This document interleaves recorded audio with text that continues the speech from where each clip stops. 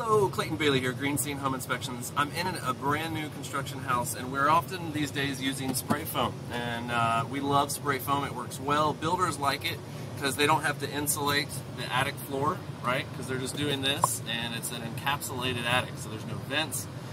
Your AC tonnage generally gets cut in half for the size of the house, so builders save money on their AC, save on the insulation, and then they get to do the spray foam. But what we often find is that the application is done incorrectly. So if we look down here, we've got two gas fuel-fired appliances, and technically they are supposed to be in their own sealed-off zone for makeup air so that they can have air from the outside to be able to run these fuel-fired appliances.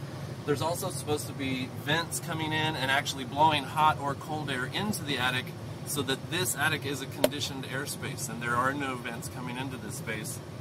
You can see that we have our tankless water heater here behind us, also supposed to be in its own zone for combustion air.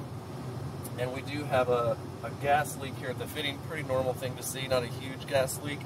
So just make sure that when you have that inspector that's going to check things out, knows what they're talking about with the spray foam. We find that it's misapplied a fair amount of the time, and make sure that you have the inspector that knows what they're talking about and is going to help you along the way. Clayton Bailey, Green Scene Home Inspections, we're out.